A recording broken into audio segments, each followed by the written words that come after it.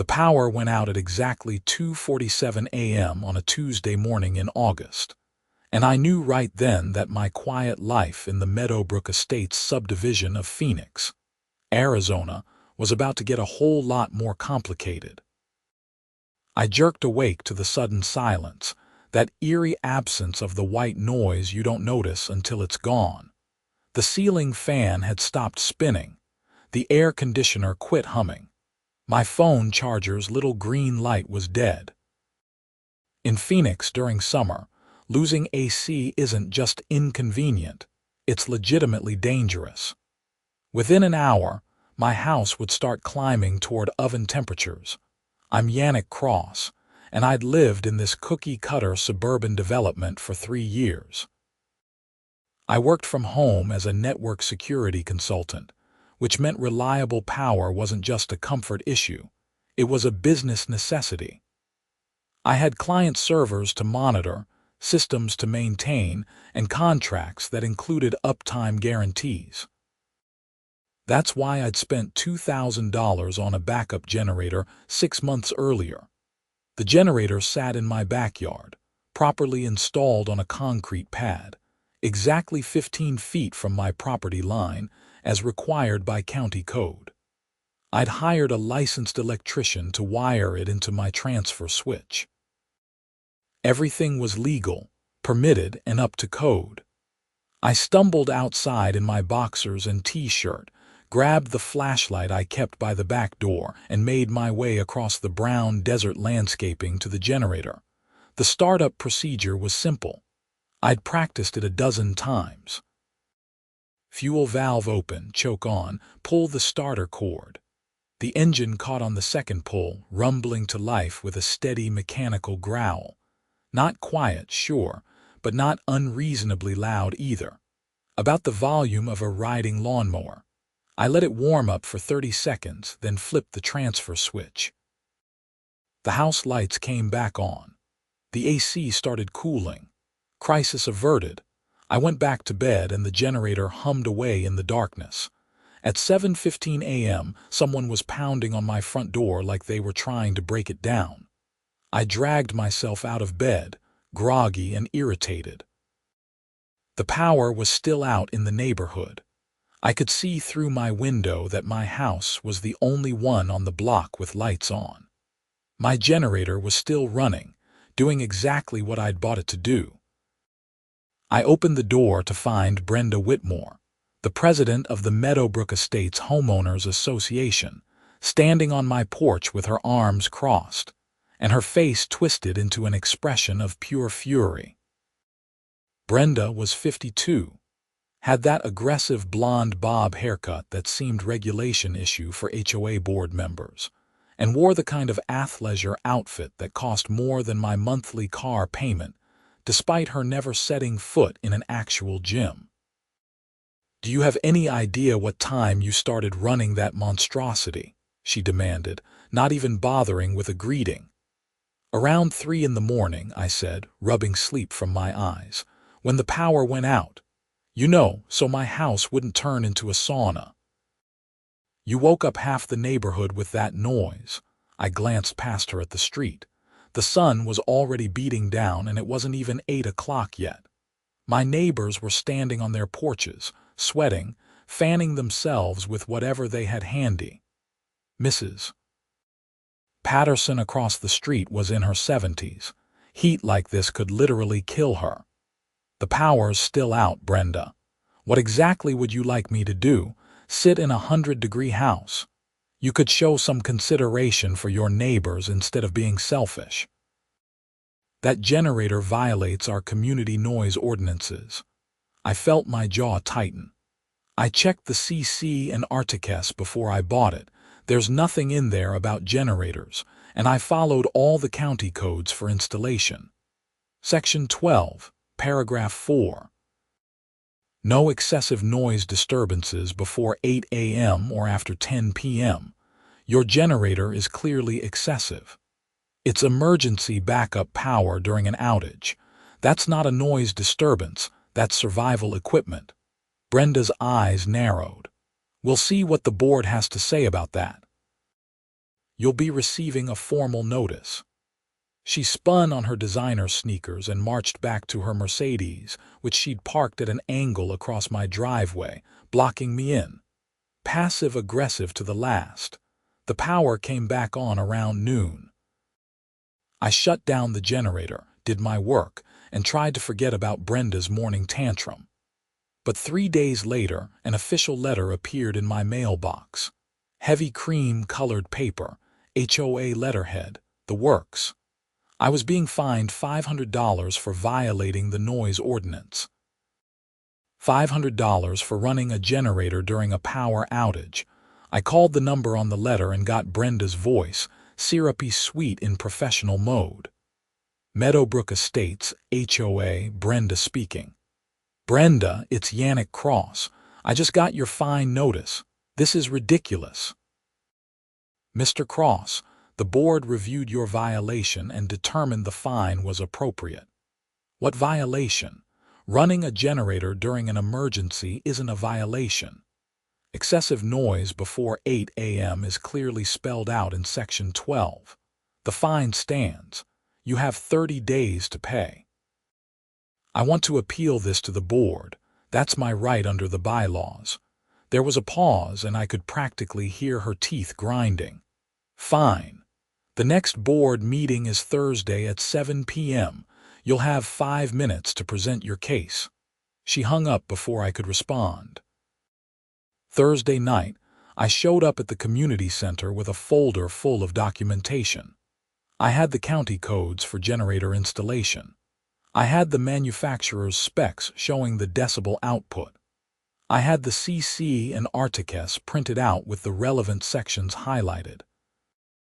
I'd even pulled up similar HOA cases from other Arizona communities where generator use during outages had been ruled reasonable. The board consisted of 5 people, and Brenda sat dead center like a queen on her throne.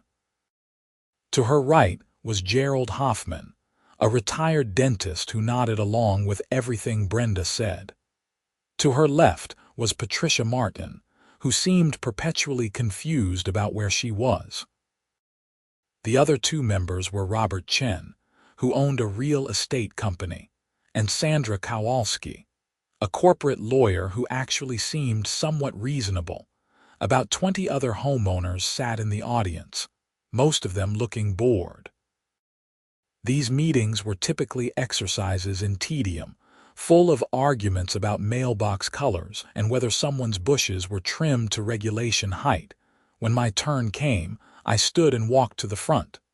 Brenda looked at her watch pointedly. 5 minutes, Mr. Cross, starting now."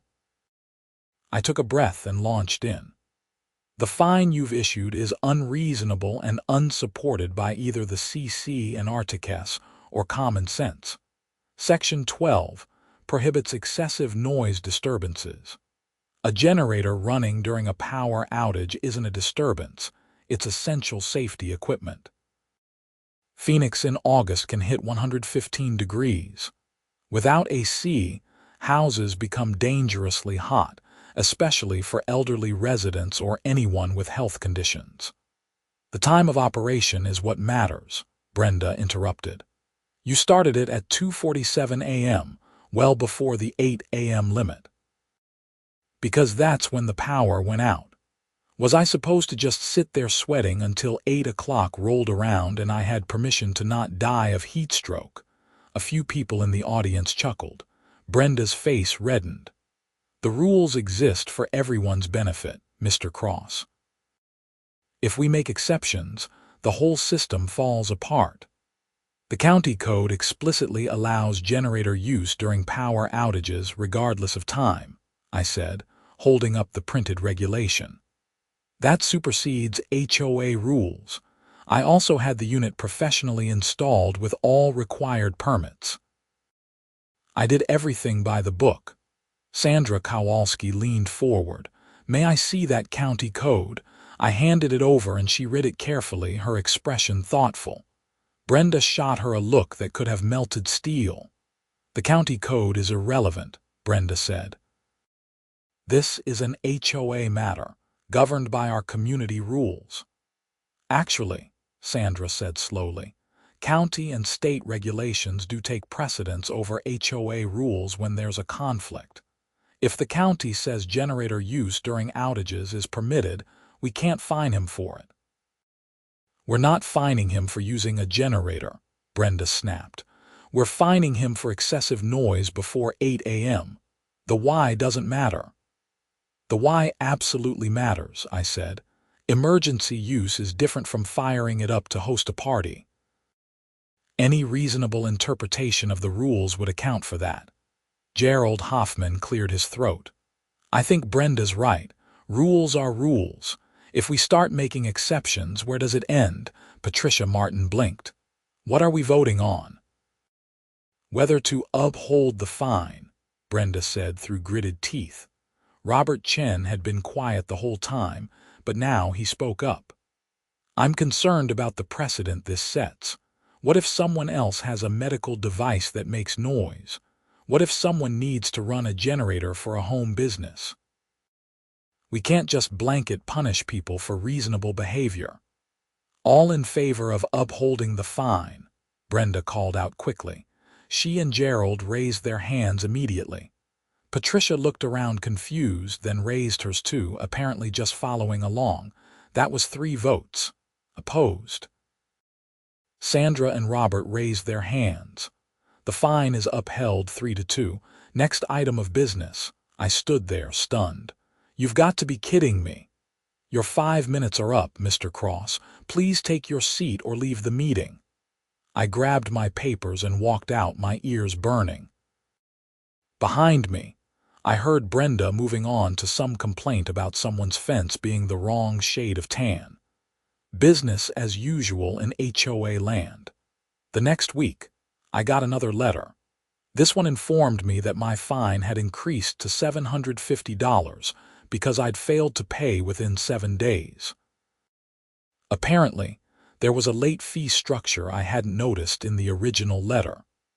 By the time I actually got around to calling my lawyer, I was looking at $1,000 in fines and penalties. My lawyer, David Brennan, was a friend from college who'd stayed in Phoenix after we graduated. He specialized in real estate law and had dealt with HOA disputes before. They're really doubling down on this, he said when I explained the situation. Technically, they're within their rights to enforce the noise ordinance as written. The problem is the emergency exception isn't explicitly spelled out in your CC and Articus.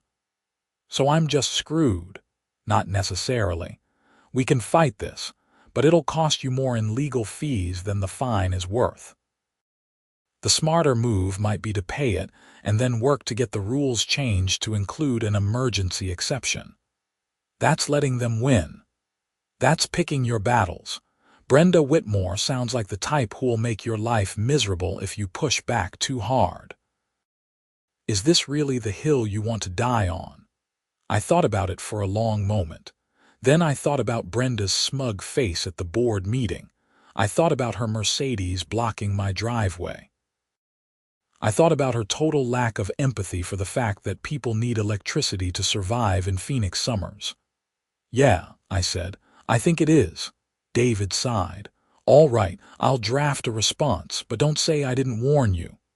2 weeks later, the power went out again. Monsoon storm, heavy winds, lightning strikes. The whole grid went dark at 11:45 p.m. on a Saturday night. I lay in bed, listening to my neighbors' generators starting up one by one. Apparently, I wasn't the only one who'd prepared for this. The subdivision filled with the sound of engines, a mechanical chorus in the darkness. I waited. I wanted to see what would happen. Would Brenda fine everyone? Would she admit that generator use during outages was reasonable, or would she just come after me again? My house started heating up. I lasted until 1:30 a.m. before I gave up and went outside to start my generator. The moment it roared to life, I felt a petty satisfaction. Come at me, Brenda. Fine me again. My lawyer would have a field day showing she was targeting me specifically while ignoring everyone else. The power came back on around dawn. I went back to sleep, comfortable in my air-conditioned bedroom. On Monday, another letter arrived. $500 fine for noise violation. I checked with my neighbors, casually asking if they'd gotten any letters from the HOA. None of them had, just me. Selective enforcement, exactly what I'd suspected. I forwarded the letter to David, along with written statements from 3 neighbors confirming they'd also run generators that night and hadn't been fined. David was excited. "This is perfect. This shows discriminatory enforcement. We can use this."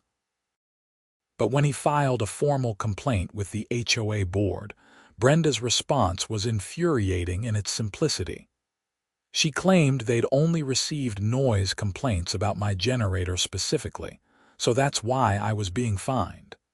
The complaints, of course, were anonymous. And when we requested to see them as part of discovery, we were told they'd been discarded after the fines were issued. How convenient.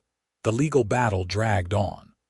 My initial $1,000 in fines grew to $1,500 with more late fees. David's fees were mounting. And Brenda seemed to be enjoying every minute of it. Then, I noticed something interesting. Meadowbrook Estates had installed a security camera system about 2 years ago. 8 cameras total, mounted on light poles throughout the subdivision, covering the main entrances, the community center parking lot, and several key intersections. The HOA had paid for the system with a special assessment, hitting every homeowner for $300 to cover the installation costs. The cameras were supposed to deter theft, vandalism, and speeding. They recorded 24 hours a day, and the footage was stored on a server in the community center office. Brenda had the login credentials and loved to use the footage to catch people violating HOA rules. Someone's teenager driving too fast. She'd pull the footage and send them a fine. Someone putting their trash cans out too early. Camera evidence. The system was her pride and joy, her all-seeing eye across the neighborhood, and it ran on electricity. Specifically, it ran on electricity from the community center's power supply, which didn't have backup generators. When the main power went out, the cameras went dark. The server shut down.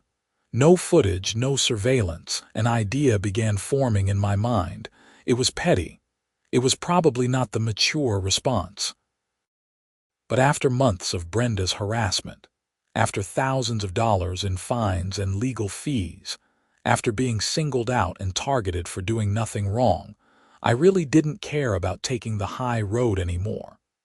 The community center was responsible for maintaining the security camera system. The HOA budget included a line item for it. But here's the thing about HOA budgets. They're volunteer-run organizations, often mismanaged, and frequently incompetent when it comes to actual technical issues. I started doing some research. I pulled up the HOA's tax documents, which are public record in Arizona. I found the vendor who'd installed the camera system. I looked up the equipment specs. And I discovered something interesting. The community center had a backup power system that had been quoted as part of the original security camera proposal, but the HOA board had voted it down to save money. They'd cut the budget by $8,000 by skipping the backup power supply. That decision had been made 3 years ago, before Brenda became president. But she'd been on the board then, and she'd voted in favor of cutting it. I dug deeper.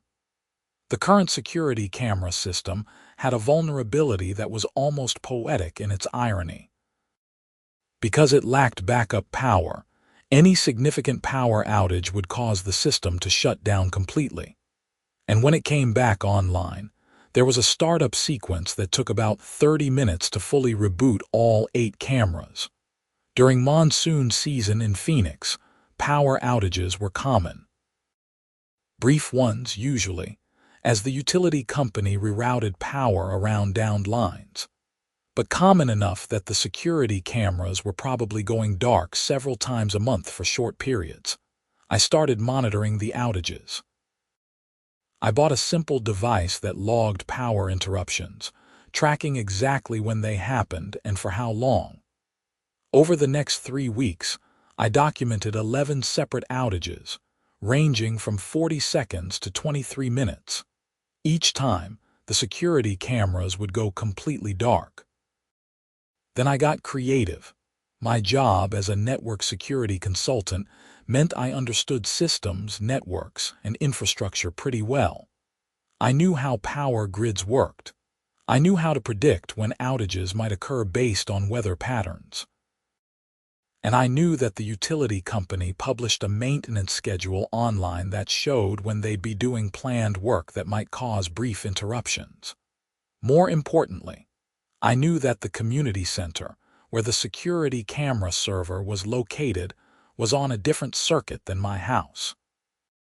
We were in different sections of the subdivision, fed by different transformers.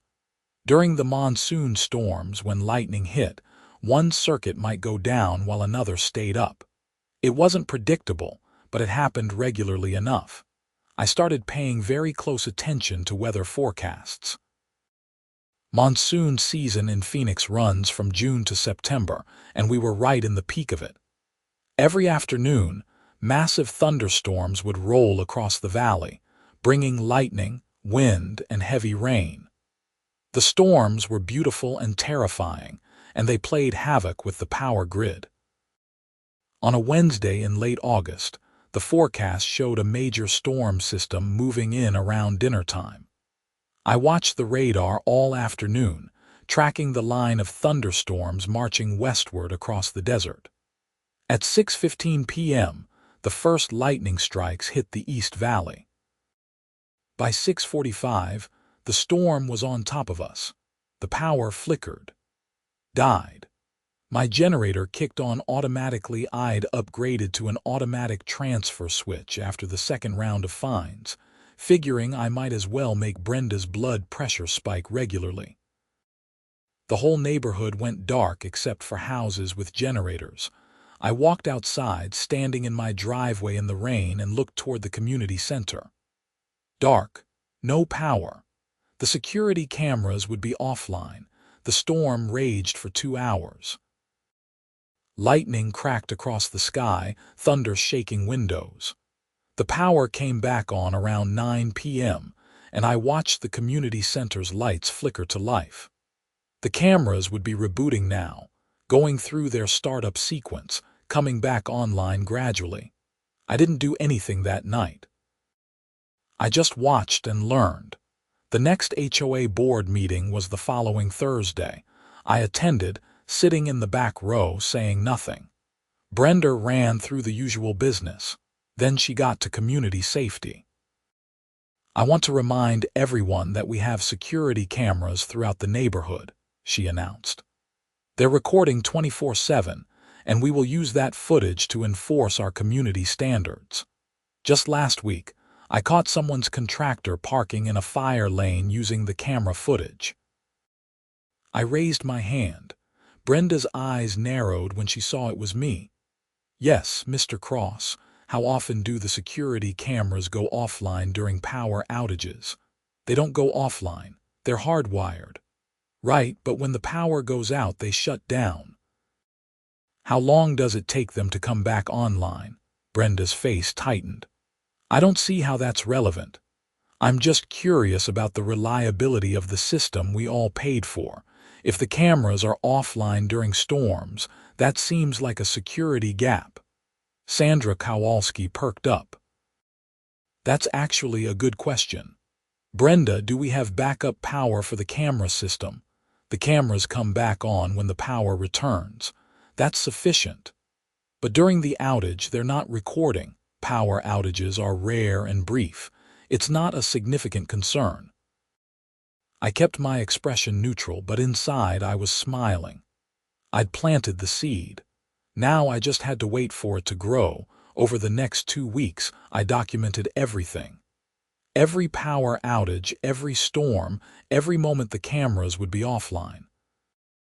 I used publicly available information, weather reports, utility company outage maps, nothing that required any kind of hacking or illegal access. I built a spreadsheet showing that the security cameras were offline approximately 8% of the time during monsoon season. Then, I filed a formal complaint with the HOA board, arguing that the special assessment we'd all paid for the security system was being wasted because the system didn't have adequate backup power. I cited the original proposal that had included backup power, and I pointed out that Brenda had voted to cut that feature to save money. I also requested a full accounting of the security camera system's maintenance costs and effectiveness, including how many times the footage had actually been used to prevent or solve crimes versus how many times it had been used to fine homeowners for petty rule violations. Brenda was livid. She called me directly, breaking her own professional phone protocol. "What the hell are you trying to pull, Cross? I'm exercising my rights as a homeowner to question how HOA funds are being spent. That's literally in the bylaws. This is about the generator fines. You're just being petty. This is about a security system that doesn't work half the time during the season when we need it most. That's a legitimate concern. The cameras work fine. Then you should have no problem providing the documentation I requested. Full logs of uptime versus downtime, maintenance records, usage reports. All of that should be available." She hung up on me. 3 days later, I received a cease and desist letter from an attorney claiming I was harassing the HOA board. I forwarded it to David, who laughed out loud when he read it. "This is the weakest cease and desist I've ever seen," he said. "They have no grounds. You're asking for documents you're legally entitled to see. Tell them to pound sand."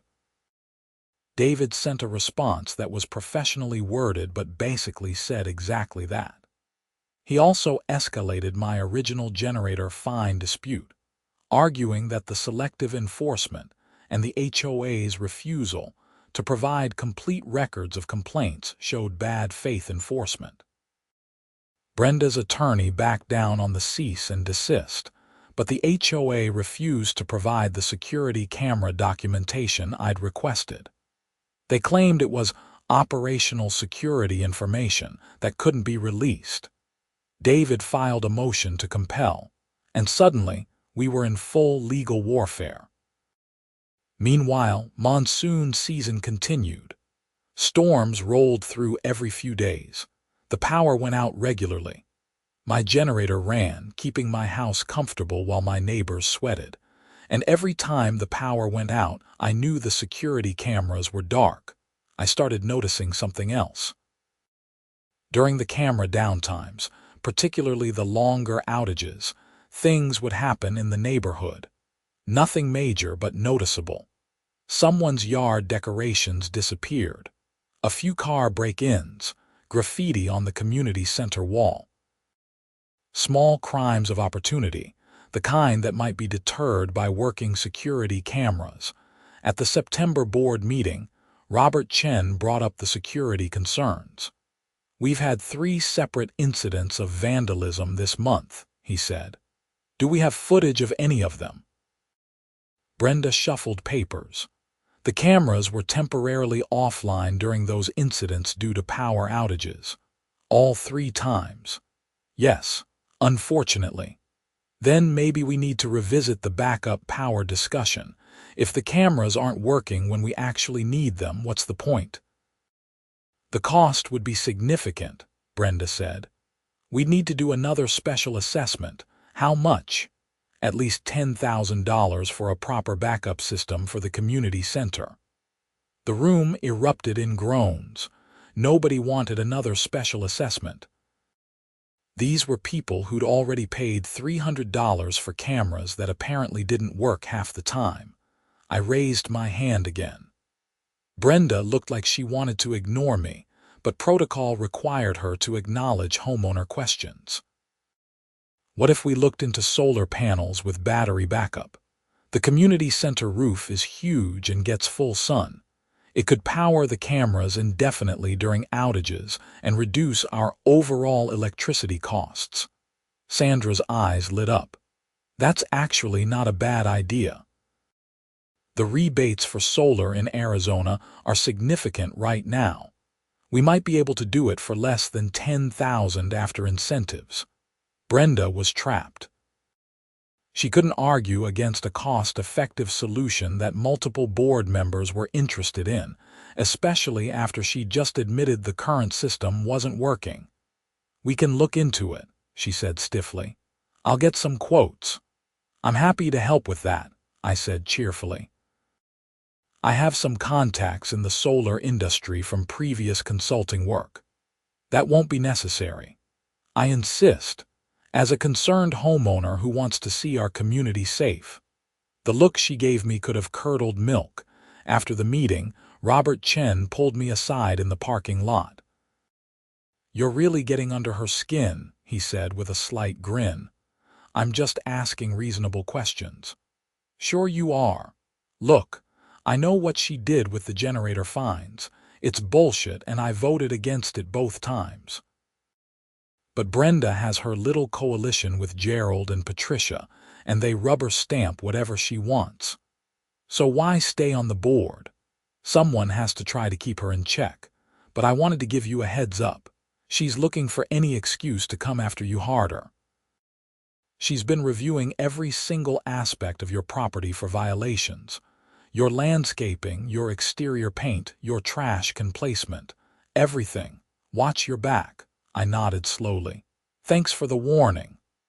Also, between you and me, that solar idea is brilliant. She's going to have to get quotes, and when they come back reasonable, she'll have no excuse not to do it. That's going to eat at her." Robert drove off, and I stood in the parking lot thinking. Brenda was escalating. That meant I needed to be very, very careful about every single HOA rule. But it also meant she was feeling pressure. Good. Over the next week, I received 3 separate violation notices. My mailbox had a small scratch in the paint. My front yard had a weed that exceeded 6 inches in height. My trash can had been visible from the street for more than 30 minutes after pickup. Each violation came with a $50 fine. I took photos of every single mailbox on my street. 7 of them had scratches, dents, or fading paint worse than mine. I documented them all and filed a complaint that the violations were being selectively enforced. I took photos of every front yard within 3 blocks. 47 properties had weeds exceeding 6 inches. Many had dead plants, bare patches, or other landscaping issues far worse than my single weed. I set up a camera on my front porch and recorded exactly how long every trash can on my street remained visible after pickup. Average time, 4 hours. Some neighbors didn't pull their cans back in until the next morning. I sent all of this documentation to the HOA board with a formal complaint of harassment and selective enforcement. I CC'd my lawyer and sent copies to every board member's personal email address. Sandra Kowalski called me that evening. "Mr. Cross, this is Sandra from the HOA board. I want you to know that I'm reviewing your complaint personally, and I find your evidence compelling." "Thank you. I appreciate that. I'm going to be honest with you. Brenda is abusing her authority as president. She's using the HOA as a personal weapon against people she doesn't like. You're not the first person she's done this to, but you might be the first person who's fought back this hard. What happened to the others?" "Most of them gave up and either paid the fines or moved. One family sold their house and left the neighborhood just to get away from her. But that was before I joined the board. I'm trying to change things from the inside, but it's slow going. What would you suggest I do?" "Keep documenting everything. Keep filing complaints, and start coming to every single board meeting. When she realizes you're not going away, she'll either back off or make a mistake. My money's on the mistake. She's getting sloppy because she's angry. Thanks for the advice. One more thing. The solar quotes came back. $6,000 after rebates for a system that would power the cameras and reduce the community center's electric bill by about 70%. It's a no-brainer. She's going to fight it anyway because it was your idea, but I think Robert and I can get it passed. After Sandra hung up, I sat on my back patio watching the sunset paint the desert sky in oranges and purples. The solar panels were going to happen. Brenda's surveillance system would stay online during outages, but that didn't really matter anymore. What mattered was that she was losing control of her little kingdom, and everyone was starting to notice. The September board meeting was packed. Word had gotten around about the solar proposal, and a lot of homeowners were interested.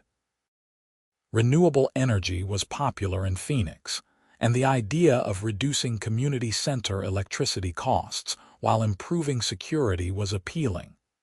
Brenda tried to bury the solar discussion at the end of the agenda, but Sandra moved to bring it up first. Robert seconded. They voted, and even Patricia seemed to understand enough to vote yes on moving it up. Fine, Brenda said, her voice tight. We have 3 quotes for solar panel installation at the community center. The lowest bid is from Sunrise Solar at $5,800 after rebates. What's the payback period? Someone asked from the audience. Sandra answered before Brenda could. About 4 years based on current electricity costs, and it will keep the security cameras running during power outages, which has been a significant problem. I move to approve the Sunrise Solar bid, Robert said. Second, Sandra added. Wait, Brenda interjected. We need to discuss this more thoroughly. There are maintenance costs, potential roof damage issues, warranty concerns, all of which are addressed in the proposal documentation that was emailed to all homeowners yesterday, Sandra said smoothly. The panels come with a 25-year warranty.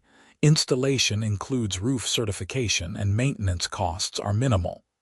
I move to call the question. They voted. Sandra, Robert, and even Patricia voted yes. Gerald voted no, standing with Brenda to the bitter end. The solar panels were approved 3-2. Brenda looked like she'd swallowed glass. Fine, I'll coordinate the installation. Actually, Sandra said, I think Robert should handle this since he has commercial property experience. All in favor, another vote. Another 3-2 split. Brenda was being systematically stripped of her pet projects, and she knew it.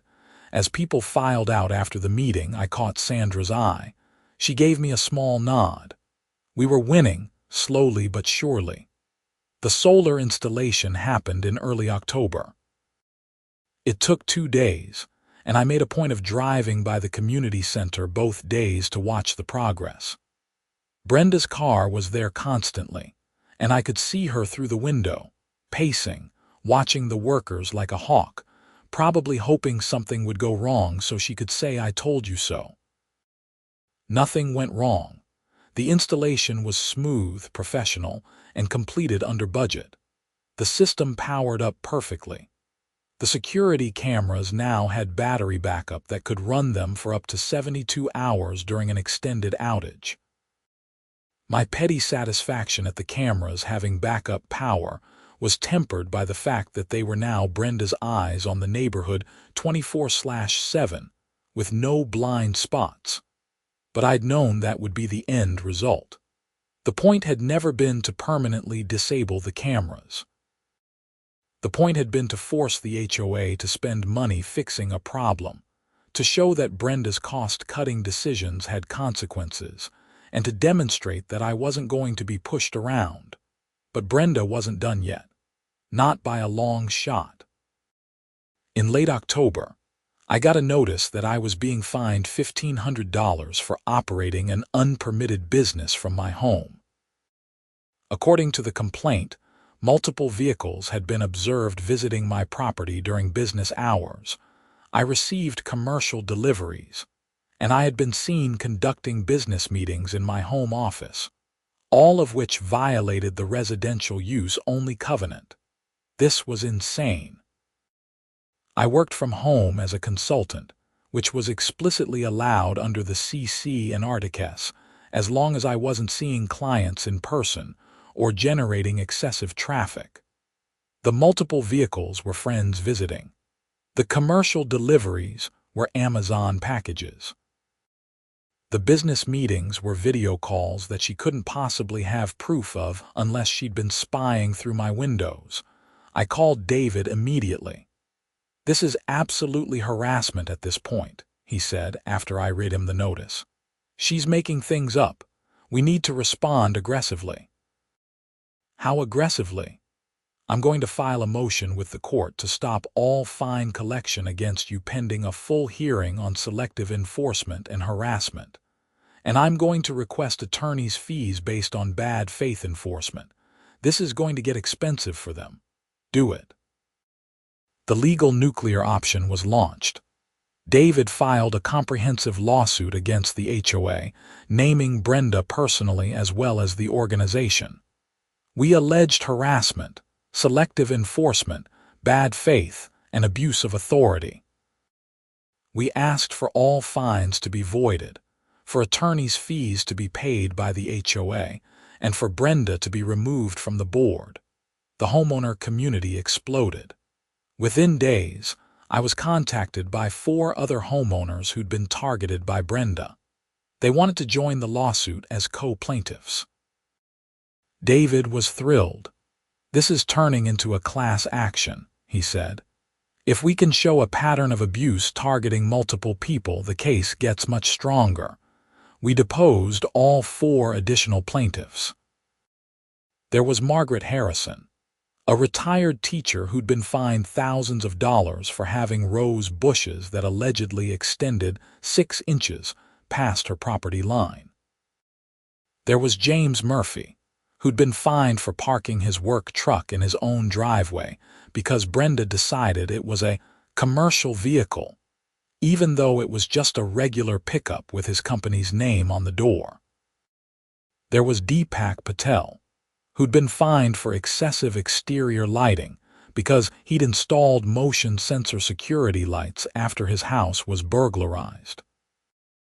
And there was Jennifer Klein, who'd been fined for having a vegetable garden in her backyard that was supposedly visible from the street, even though her backyard was completely fenced.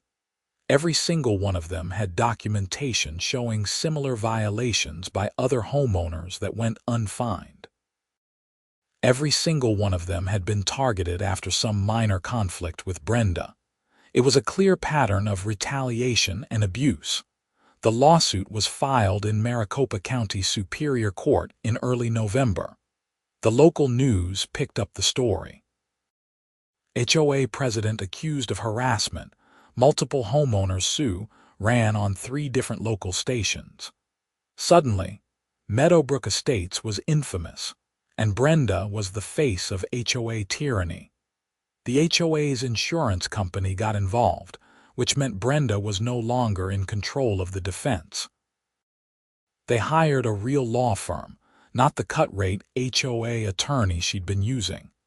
And the first thing that law firm did was recommend that the HOA settle.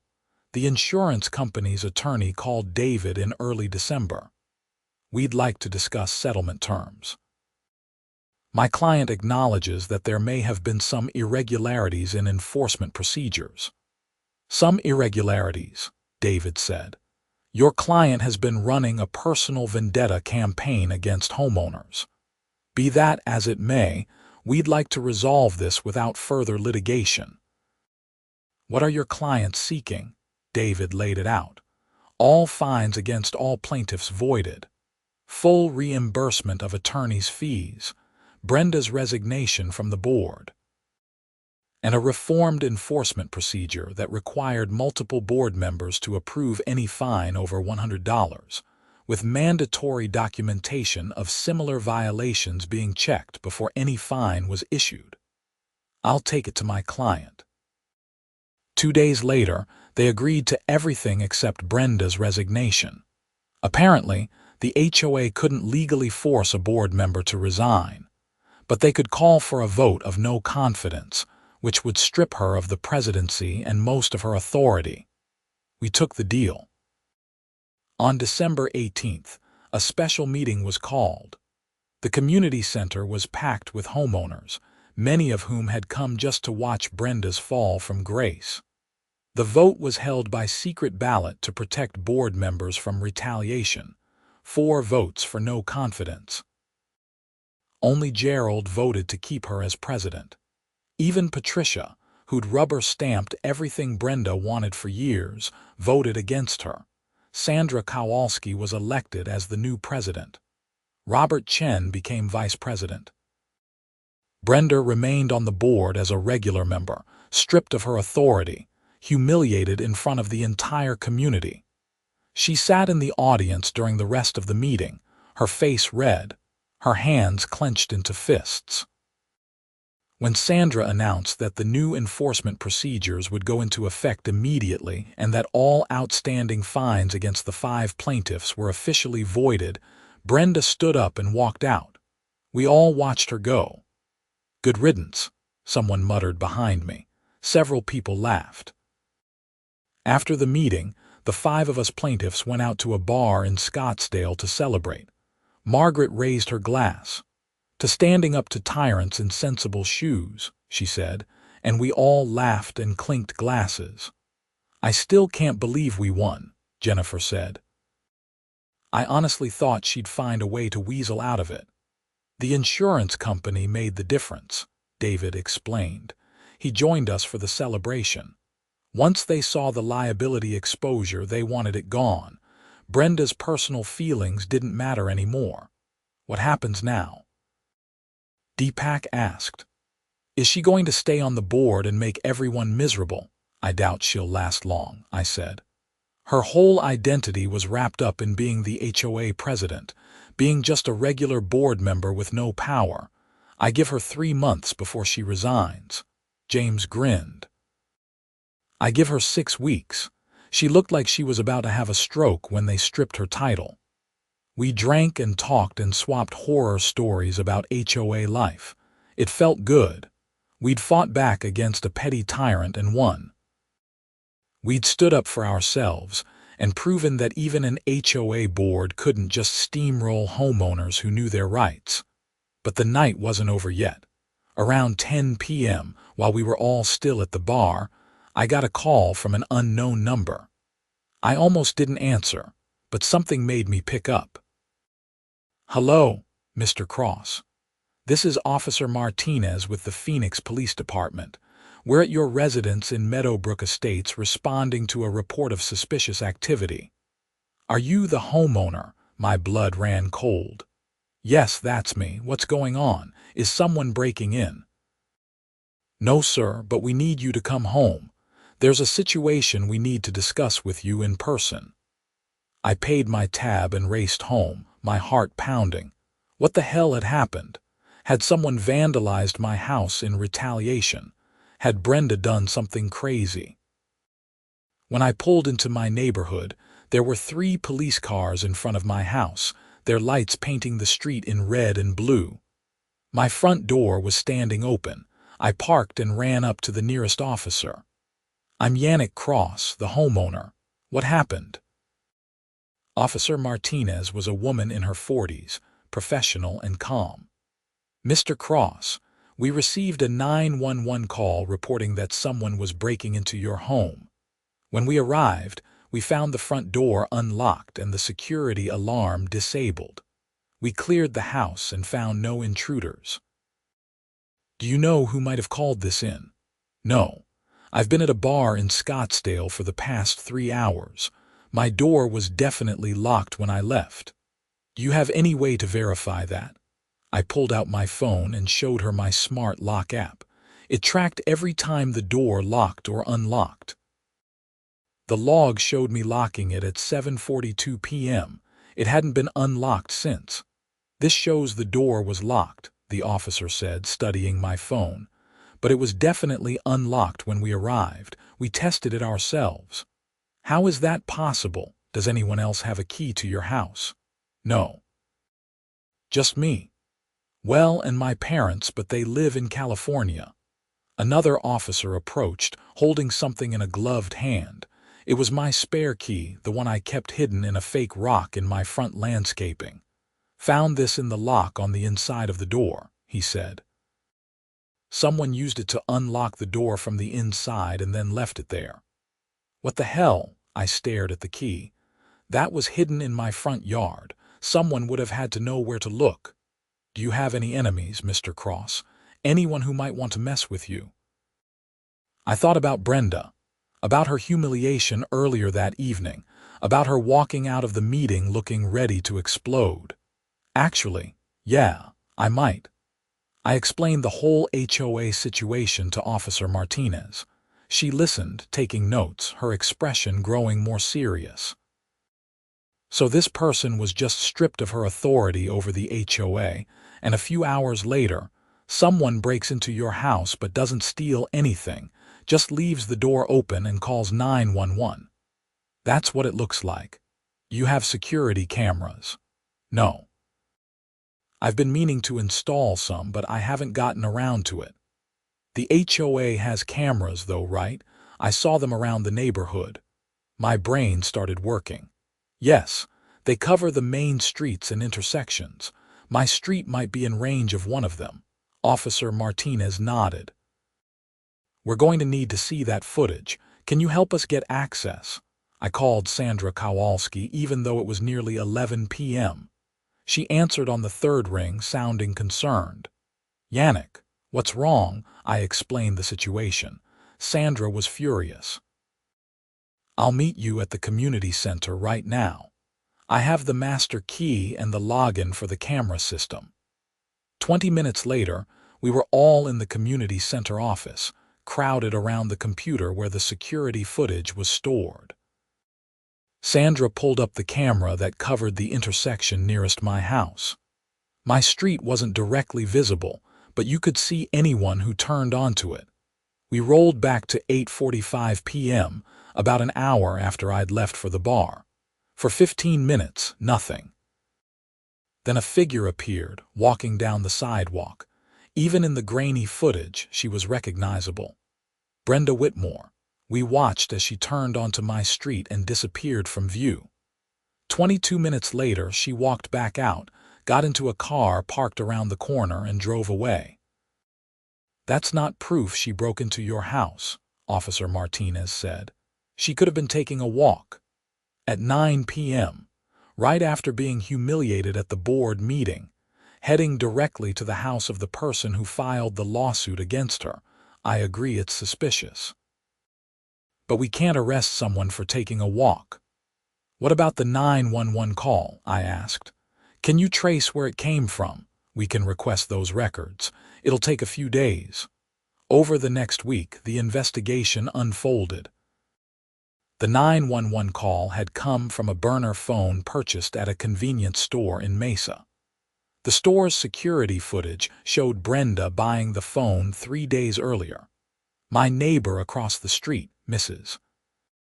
Patterson, the elderly woman I'd been worried about during the power outages, remembered seeing Brenda walking down our street that night. She'd thought it was odd at the time but hadn't thought much of it.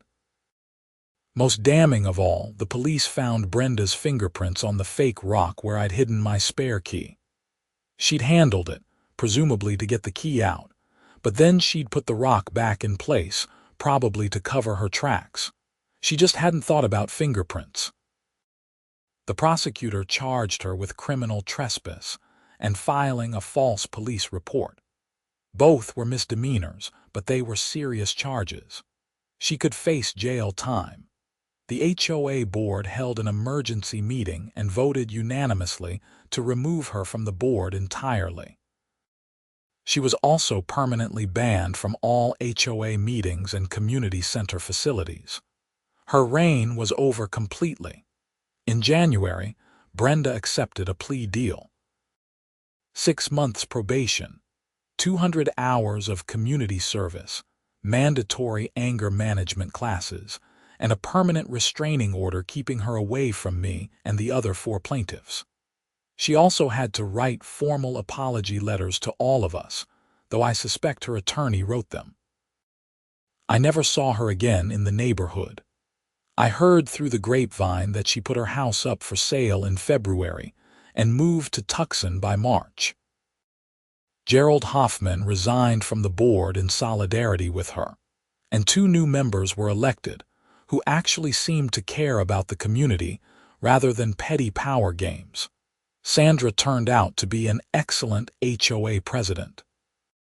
She reformed the enforcement procedures, instituted a formal complaint review process, and started a monthly newsletter to keep homeowners informed about board decisions. The neighborhood actually started feeling like a community instead of a police state. The solar panels on the community center worked perfectly. The security cameras stayed online during power outages.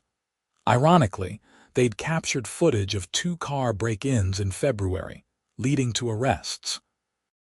The system was actually being used for security rather than surveillance of homeowners' trivial rule violations. As for my generator, I ran it whenever I needed to. No one ever complained again.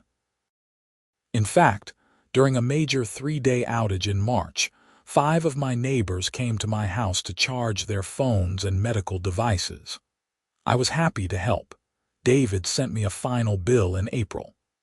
After the settlement, the HOA's insurance had covered all of our attorney's fees, so my cost was 0. Actually, -0. The settlement had included a $5,000 payment to each plaintiff for emotional distress and inconvenience. I used my share to buy a nicer generator with better sound dampening, just because I could. One evening in late April, I was sitting on my back patio watching the sunset when my phone rang. It was Margaret Harrison, one of the other plaintiffs. "Yannick, have you been following the news about Brenda?" "No, why?" "She's being sued by her HOA in Tucson. Apparently, she joined their board and started pulling the same crap down there. But they looked up her history, found our case, and decided to take action before it got out of hand. They're seeking to have her removed and banned from serving on any HOA board in Arizona." I laughed. "Seriously?" "She didn't learn anything." "Apparently not. Some people never change. Anyway, I thought you'd want to know. Your nightmare probably saved a whole lot of Tucson homeowners from years of misery." After we hung up, I thought about that. Maybe there was some justice in the world after all. Brenda had built her identity around controlling others through the HOA system. Without that, she was nothing. And now she was being systematically stripped of the ability to ever do it again. The sun set over the desert, painting the sky in brilliant shades of orange and purple. My generator sat silent in the backyard, ready to kick on whenever I needed it. The neighborhood was quiet and peaceful. Life in Meadowbrook Estates was good. I'd learned some valuable lessons through this whole ordeal. First, know your rights. The CC&R's bylaws and regulations are long and boring, but they're also your protection against abuse. Read them. Understand them. Use them. Second, document everything.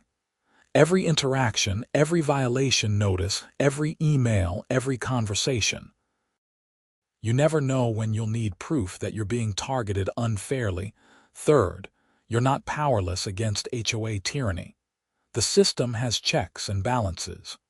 Other homeowners probably share your frustrations.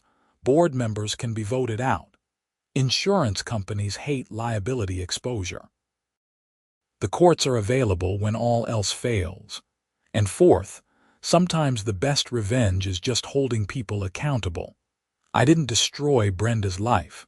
I just made her follow the same rules she tried to enforce on everyone else. I made her face consequences for her actions. That was enough. The legal system worked the way it was supposed to. The community came together. The tyrant was deposed, and my generator hummed away whenever the power went out, keeping me comfortable in the brutal Arizona summer heat. Life was good. The HOA wars were over, and I'd won. Months passed, and Meadowbrook Estates transformed under Sandra's leadership. The neighborhood started having actual community events, block parties, holiday celebrations, a summer movie night at the community center. People talked to each other again, instead of living in fear of violation notices. In June, almost a year after the first generator incident, another massive power outage hit during a record heat wave. The entire grid went down across multiple Phoenix neighborhoods. The power company estimated repairs would take 3 days. My generator kicked on immediately. Within an hour, I had a line of neighbors at my door asking if they could charge devices, cool off in my air conditioning for a while, or even sleep on my couches if the heat became dangerous. I said yes to all of it. Mrs. Patterson, the elderly woman across the street, had a portable oxygen concentrator that needed power. I ran an extension cord across the street to her house and kept her machine running for the full 3 days. She cried when I refused payment. "You probably saved my life," she said. That's what neighbors are for. On the 3rd day of the outage, Sandra came by with a cooler full of sandwiches and cold drinks. "I'm using HOA funds to help feed people during the emergency," she explained. The board voted unanimously. "We're also opening the community center as a cooling station once we get the emergency backup generator installed next week." "Wait, you're getting another generator?" "Yep, a big one that can run the whole building indefinitely." Your fight with Brenda made us realize how important emergency preparedness is. We should be taking care of people during disasters, not fining them for surviving. I felt an odd sense of pride. My stubbornness had actually changed things for the better. The power came back on that evening. As I was shutting down my generator, I saw several of my neighbors installing their own backup systems. The generator dealers must have been making a fortune that week. The whole neighborhood had learned the value of being prepared. In August, I received a formal letter from the HOA board. I opened it with trepidation, old habits dying hard. But instead of a fine, it was a thank you note signed by Sandra and all the board members, acknowledging my help during the June outage and thanking me for my community service. They'd also voted to officially update the CC and RTCS to explicitly allow generator use during power outages, removing any ambiguity forever. I framed that letter and hung it in my home office, right next to my network security certifications. It represented something important, proof that fighting for what's right sometimes actually works. Life in the subdivision settled into a comfortable rhythm. The security cameras continued monitoring the neighborhood, now powered by clean solar energy, actually preventing crime instead of harassing residents. The reformed enforcement procedures meant violations were handled fairly and consistently. Board meetings became boring again, which everyone agreed was a good thing. I even joined the board myself in the fall elections, figuring someone who'd been through the worst of HOA abuse would be motivated to prevent it from happening again. I won easily, and my first motion was to establish an ombudsman position. An independent party homeowners could appeal to if they felt they were being unfairly targeted. It passed unanimously. One crisp October evening, almost exactly 2 years after Brenda's defeat, I was working in my home office when my doorbell rang.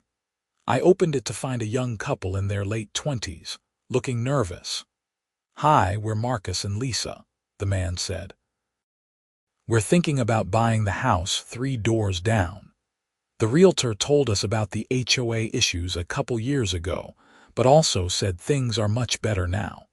We were hoping you could give us an honest assessment before we make an offer."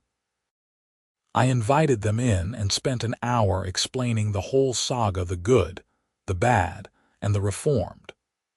I showed them the updated CC and Articus, explained the new enforcement procedures, and introduced them to Sandra via phone so they could hear from the current president directly.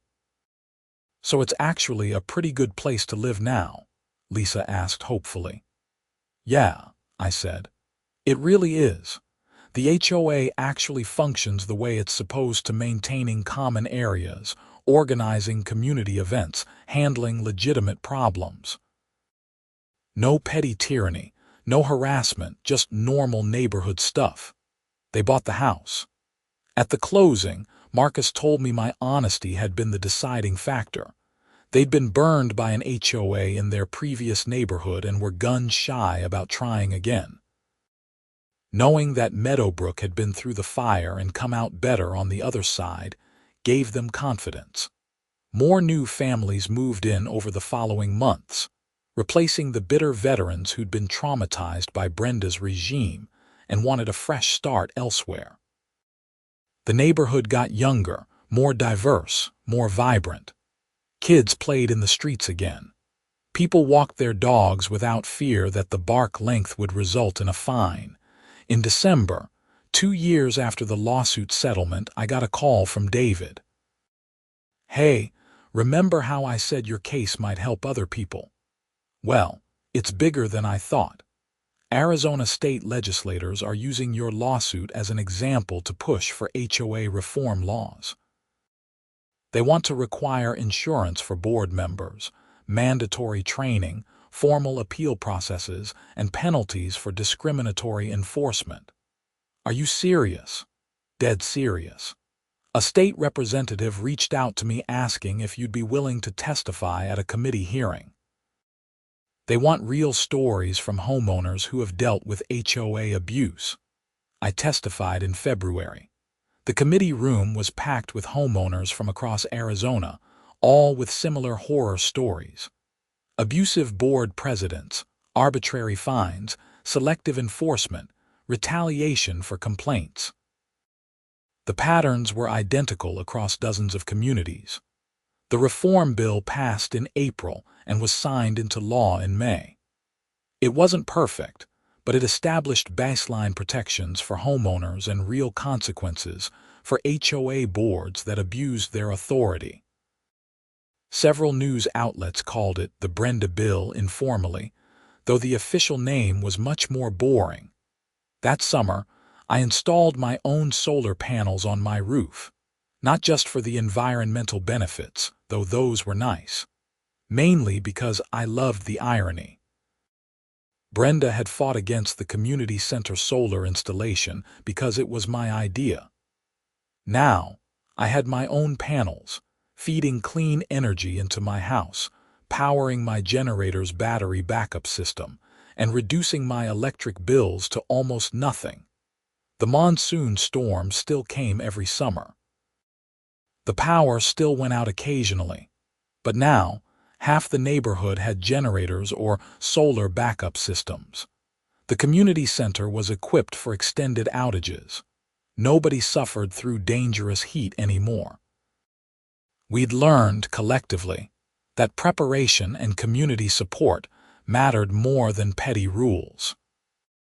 And every time a storm rolled through, and my generator kicked on silent and automatic now, thanks to the sound-dampened model, I thought about Brenda's red face at that first board meeting, insisting that rules were more important than people's safety.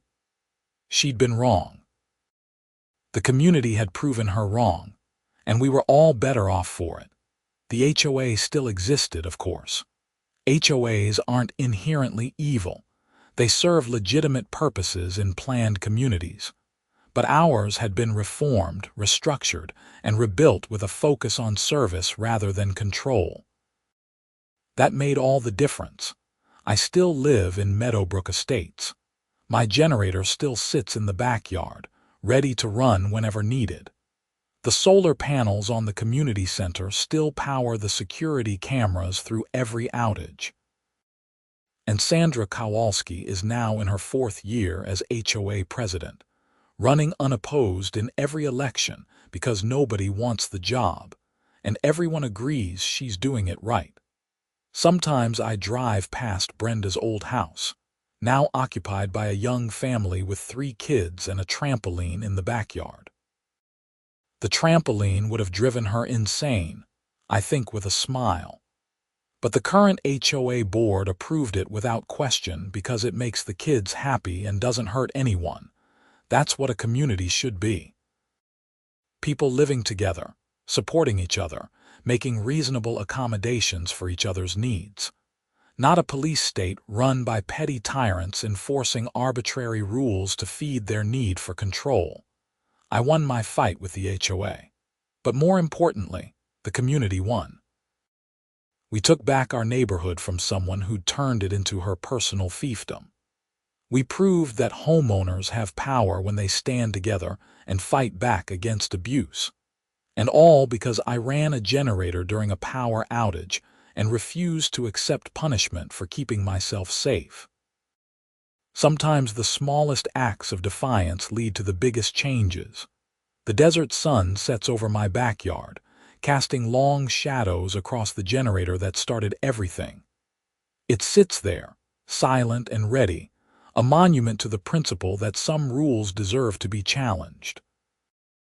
That safety matters more than convenience. That people matter more than procedures. Life is good in Meadowbrook Estates. The HOA wars are over. The tyrant is gone. The community thrives.